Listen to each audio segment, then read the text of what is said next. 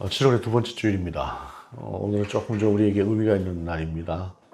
우리가 이제 교회를 세운 지가 벌써 13년이 지나갔습니다. 참 많은 생각들이 지나가는 그러한 즈음에 있습니다. 처음에 이제 교회 이름을 우리가 짓게 될 때에 저희 지역명을 따라서 이름을 짓게 되었죠. 굉장히 사실 고민을 많이 했습니다. 어떻게 이름을 지을 것인가라고 하는 그런 고민들을 했었는데, 많은 교회들이 이제 나름대로 어떤 자기 신앙의 철학이라거나 목회의 어떤 방향이라거나 이런 것들을 교회 이름 안에 두지요. 가장 많이 사용되는 이름이 들어가는 그 단어가 어떤 단어인 줄 아십니까? 교회에 있어서 가장 많이 들어가는 단어가 제일이라고 하는 단어하고 중앙이라고 하는 단어입니다. 모든 동네에 가면 무슨 제일교회, 무슨 중앙교회. 아마 서울에는 그 이름 뒤에 제일이나 또는 중앙이라고 하는 이름이 붙지 않는 동네가 아마도 거의 없을 거라고 생각을 합니다. 누구나가 다 어떤 그 중심이, 그 예수님이 중심이 되고 그 지역사회 중심이 되는 그런 교회를 세워갔으면 좋겠죠. 누구나가 다 또 그 속에서 또 가능하면 제일인 교회가 되었으면 좋겠다 하는 생각을 하겠죠. 그런데 무슨 최고교회, 무슨 중심교회, 이런 교회는 없는 것 같습니다. 제일이라고 하는 말이나 최고라고 하는 말이나 비슷하고, 중심이라고 하는 말이 중앙이라고 하는 말이나 다 비슷한데, 중심이나 또는 최고라고 하는 이름은 거의 쓰지 않는 것 같습니다. 저희는 그 이름 자체가, 동네 이름 자체가 참 좋았어요. 그리고 그 교회, 그때 당시에 제가 찾아본 바로는 그 교회 이름이 없었습니다. 수유라고 하는 교회가 없었는데, 나중에 수유교회라고 하는 이름으로 교회를 또 이렇게 세우고 하다 보니까 없는 건 아니더라고요. 근데 그 수유라고 하는 이름이 물 숫자에다 넘을 유자 아닙니까? 물이 넘는다는 말이죠. 성경에 있어서 물이라고 하는 것은 하나님의 은혜를 상징하는 의미가 굉장히 큽니다. 그래서 하나님의 은혜가 그렇게 좀 넘쳤으면 좋겠다 하는 그 이름을 가지고 우리가 이름을 수유교회다라고 하는 이름으로 지금까지 왔죠. 물론 지금은 수유동이 아닌 저기 도봉동에 와 있습니다만은 어찌됐든 그렇게 했던 기억이 납니다. 13년 전 오늘이죠. 13년 전 오늘, 여러분 기억하실지 모르겠는데 장의자가 들어오던 날입니다. 장의자가 들어오던 날, 그 장의자 업체 사장님하고 제가 약속을 하기를 완전히 그 예배당 안에다 그 장의자를 갖다 주는 것으로 그렇게 계약을 하고 지불도 하고 왔는데, 이 양반이 사람이 없다는 핑계로 자기 혼자 와서 땀을 뻘뻘 흘리면서 같이 2층까지 올렸던 그때가 엊그저께 같습니다. 사람이 어찌됐든 무엇인가 이름을 짓는다고 할 때 그 이름에는 자기의 소망이 분명히 담겨 있습니다. 자기 아들, 자기 딸의 이름을 지을 때도 마찬가지입니다. 자기 인생이라고 하는 것이 자녀들의 이름 안에 들어가 있다고 봐도 과언이 아니죠. 교회도 역시 마찬가지일 것입니다. 근데 저는 그때 지금 있는 교회 이름 말고 다른 이름을 지을까 생각을 했었는데, 그 이름을 짓지 않기를 참 잘했다는 생각이 듭니다. 그러면서 특별히 교회 이름은 그렇다 치더라도 첫날 첫 설교를 제가 미가서 6장 6절에서 8절로 했습니다. 그리고 제목은 겸손히 하나님과 함께였습니다. 그리고 그 본문과 그 제목을 가지고 10년 동안 그대로 와왔었고, 11년째가 되는 날 지나온 그리고 다가올 시간 앞에서 라고 하는 제목이었고, 그 다음부터는 다시 앞에 무엇이 하나 붙더라도 겸손히 하나님과 함께라고 하는 제목을 지금까지 이어져 오고 있습니다. 오늘 본문도 미가서 6장 6절에서 8절을 기본으로 창세기 12장 1절과 3절을 더하면서 길이라고 하는 그러한 제목, 그리고 그 뒤에 겸손히 하나님과 함께라고 하는 제목의 말씀을 여러분과 함께 나누기를 원합니다.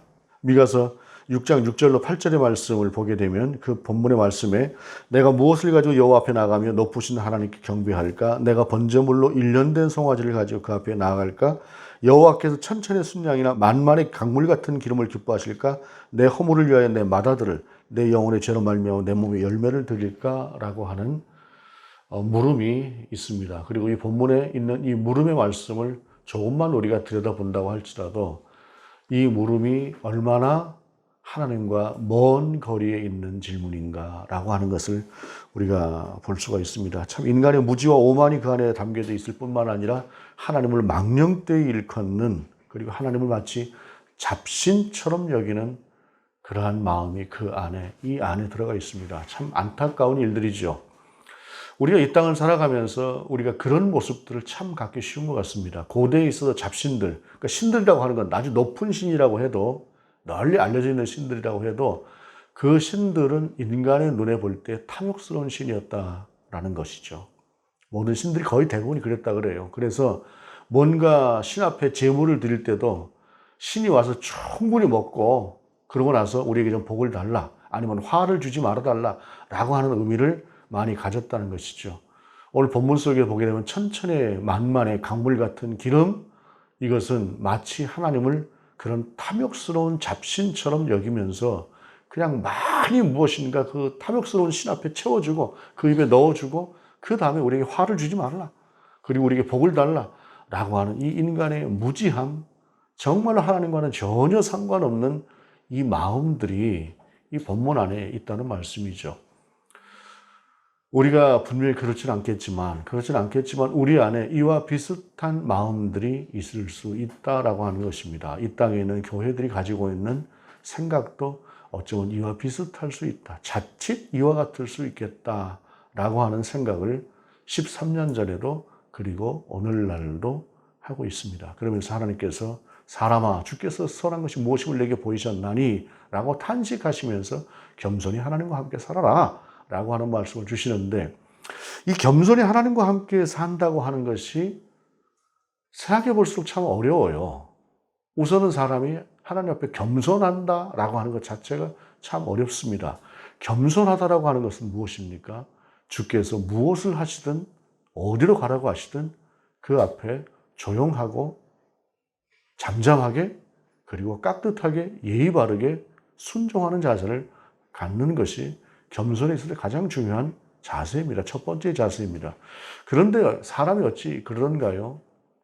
조금 무엇인가 좀 내가 뭐 좀 하는 것 같다 싶으면은 좀 우쭐하고 마치 하나님을 그냥 자기와 동급인 것처럼 생각하고, 그렇게 또 하나님께서 받아야 될 영광을 자기가 받고자 하는 그런 마음들을 가지고 있는 것. 이것은 꼭 목회자만의 문제가 아니라 성도들 역시도 마찬가지의 문제다라고 하는 사실입니다.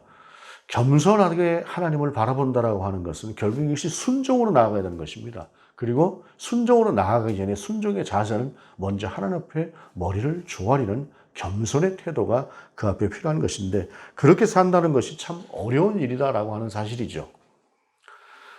그러면 그렇게 살았던 사람이 누가 있을까? 그렇게 하나님과 함께 살았던 사람이 누가 있을까라고 하면서 아브라함이라고 하는 사람을 생각해 보게 되었습니다. 믿음의 조상이죠. 아브라함은 그 아브라함이 처음에 하나님의 부르심을 받고 그 하나님의 명령을 따라서 시작했던 그 길, 그 여정을 여러분과 함께 짧게 돌아보면서 우리가 어떤 자세로 하나님 앞에 살 것인가 라고 하는 것들을 창세기 12장 1절 3절에 있는 말씀으로 우리가 돌아볼 수 있기를 원합니다. 1절에 보게 되면 여호와께서 아브라함에게 이르시되 너는 너의 고향과 친척과 아버지의 집을 떠나 내가 네게 보여줄 땅으로 가라 라고 말씀하고 있습니다.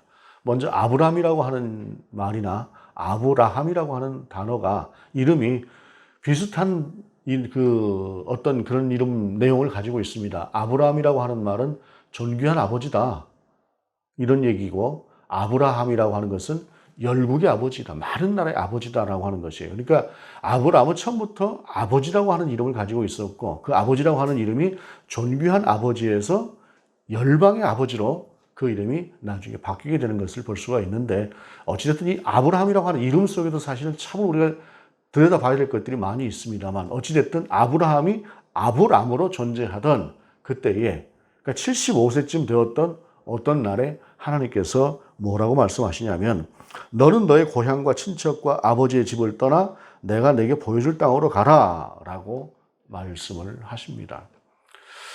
그 이전 성경은 본토 친척 아비 집을 떠나라고 말씀하고 있죠. 본토 친척 아비 집을 떠나라고 하는 이 말씀은 무엇입니까? 내가 살고 있었던 현재의 땅을 떠나서 가라고 하는 것인데, 참 본문의 말씀을 보게 되면 내가 내게 지시할 땅으로 가라라고 말씀하고 있는 거예요. 지시할 땅이, 지시한 땅이 아니라 지시할 땅입니다. 이것은 무엇이냐? 순간순간마다 옮겨가게 하겠다는 것입니다. 그때마다 순종하라라고 하는 사실입니다. 우리가 굉장히 잘못하고 있는 것들 중에 하나가 뭐냐면 하나님께서 내게 이 상황에서 이렇게 내게 말씀하셨습니다. 그래서 내가 거기에 순종했습니다. 그러면 그 순종의 자세가 그대로 우리가 하나님 앞에 불려가는 날까지 이어지는 것일까요? 아닙니다. 하나님은 상황이 바뀌고 변하게 되는 상황 속에서 또 내게 다르게 명하실 수 있습니다. 그러므로 내게 보여줄 땅으로 가라라고 하는 이 말씀은 내 평생을 내 앞에 순종하고 살아라는 것이에요. 내가 하라는 대로 하고 살아라는 것입니다. 그런데 그러기 위해서 필요한 것이 뭐냐? 내가 살고 있는 내 본토 친척 아버지의 집을 떠나라라고 하는 사실이죠. 그런데 여러분, 고대에 있어서 본토 친척 아버지의 집을 떠난다고 하는 것이 얼마나 큰 모험인 줄 아십니까? 고대 세계는 전쟁과 침략과 노략이 끊이지 않던 시대입니다. 그런 의미에서 본토 친척 아버지의 집이라고 하는 것은 내가 가장 안전하게 내 자리를 잡고 살아가는 그러한 안전지대를 이야기하는 것입니다. 그런데 그 안전지대를 떠나서 가족을 데리고 거느리고 있는 종들도 물론 있겠지만 그들을 데리고 길을 나선다라고 하는 것은 그것도 잠깐 어딜 다녀오는 것이 아니라 아예 그 집을 떠나서 하나님을 따라가는 그 길이라고 하는 것은 언제 어디서 적들의 침략을 받아서 몰살을 당할지 모르는 그러한 위험을 안고 나가는 길이다라고 하는 사실입니다. 그럼에도 불구하고 왜 하나님께서 아브라함에게 내 본토 친척 아버지 집을 떠나라고 했을까요? 그것은 유대인 전승에 의하면은 아브라함이 살고 있었던 그 지역이 어떤 땅이냐? 우상을 지독하게 숭배하는 땅이었는데 특별히 아브라함의 아버지 데라는 우상을 깎아서 만들어 팔던 사람이었다고 합니다. 우상을 깎아서 만들어서 판다라고 하는 것이 우상이 창궐한 그러한 지역에서 우상을 만들어 판다고 하는 것은 무엇일까요? 이것은 일종의 큰 기득권을 가지고 있고 그 속에서 정말로 많은 재물을 벌 수 있는 통로를 가지고 있다. 그러한 수단을 가지고 있다라고 하는 사실입니다. 정말로 가장 좋은 어떤 지역에 정말로 가만히 앉아만 있어도 장사가 되는 그러한 지역에 말하자면 상점을 낸 것과도 같은 그러한 것들이라고 하는 사실이죠. 그 길을 떠나라. 내가 지금 엄청나게 잘 벌고 있는 그 벌이를 놓고 떠나라라고 하는 사실입니다. 무엇 때문입니까? 우상이기 때문에 그렇습니다. 하나님과 반대되는 것이기 때문에 그렇습니다. 그 길을 아브라함이 떠나게 됩니다. 그 떠나는 길 속에서 우리가 대표적으로 알고 있는 이야기가 있습니다. 바로가 아브라함의 아내 사레를 보고 반했습니다. 아브라함의 아내가 대단한 미인이었던 것 같습니다. 그런데 어느 순간 그 반한 그것을 보고 바로가 묻지요. 저 여자가 누구냐? 라고 묻습니다. 아브라함에게. 저 여자가 누구냐라고 하는 것은 내가 마음에 든다라고 하는 이야기입니다. 그때 아브라함이 뭐라고 얘기냐면 제 누이입니다 라고 얘기를 해요. 여동생입니다 라고 이야기를 합니다. 그러니까 바로가 그럼 내가 데려가도 되겠네? 예. 대답을 합니다. 실제로 이복 동생입니다. 사례는 고대에는 아까도 말씀드린 것처럼 주변의 사람들을 믿지를 못해요. 그러다 보니까 자기들끼리 근친 간에 결혼을 했습니다. 그만큼 세상이 위험했던 세상이에요. 길 밖으로, 자기 지역 밖으로 나가게 되면 어떠한 위험을 당할지 모르기 때문에 예를 들어서 다른 족속의 아내를, 믿지 못할 족속의 아내를 데려다 놨을 때 이 여자가 언제 배신을 하고 자기 집안을 풍지박산을 내버릴지 모르는 거예요. 그래서 자기들끼리 결혼을 합니다. 그러다 보니까 어떻게 합니까? 나중에 이삭이 결혼을 하게 될 때 그 이삭을 누구에게로 보내요? 하란 땅, 아브라함이 자기 아버지가 머물고 있었던 그 지역으로 보냅니다. 자기 고향으로. 그래서 거기서 자기의 조카 딸을 데리고 오게 되죠. 조카 딸을 데리고 가서 결혼을 시킵니다. 그러면 이삭의 아들이 누굽니까? 야곱과 에서지요. 에서와 야곱. 근데 그 야곱을 결혼시킬 때 어떻게 합니까? 이삭의 아내 리브가가 자기의 친정으로 보내지요.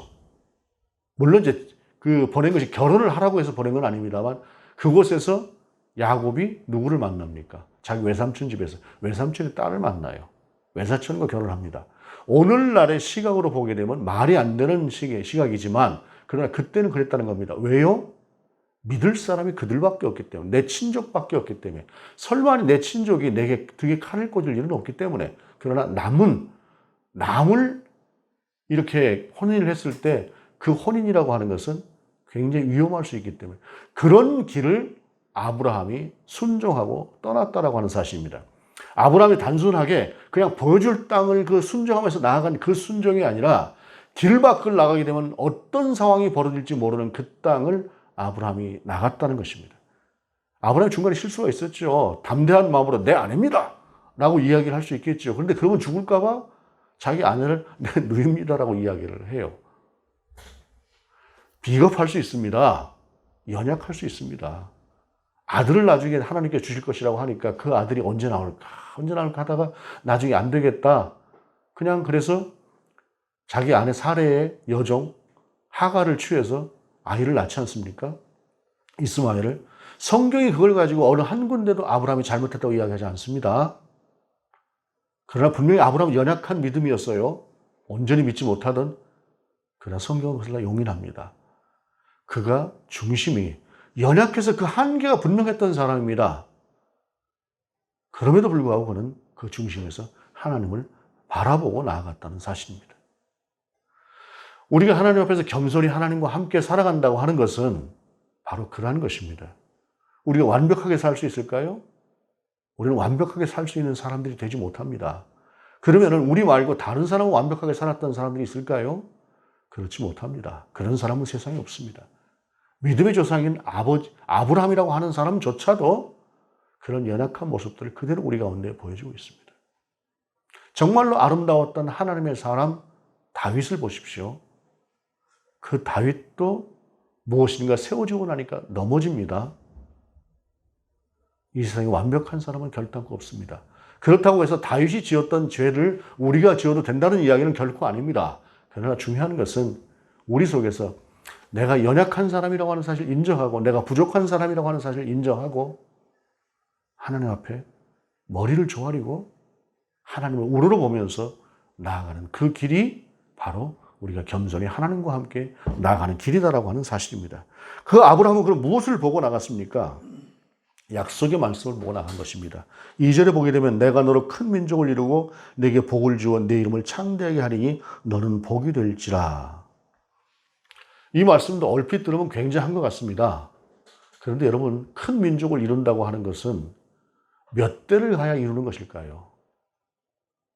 모두셀라처럼 969세쯤 살면은 한 20대, 30대를 보면서 큰 민족을 이룰 만큼 볼 수 있을지도 모르겠습니다. 그러나 사람이 살아가는 것이 아브라함이 살았던 나이가 175세니 많이 살아도 그 정도 나이니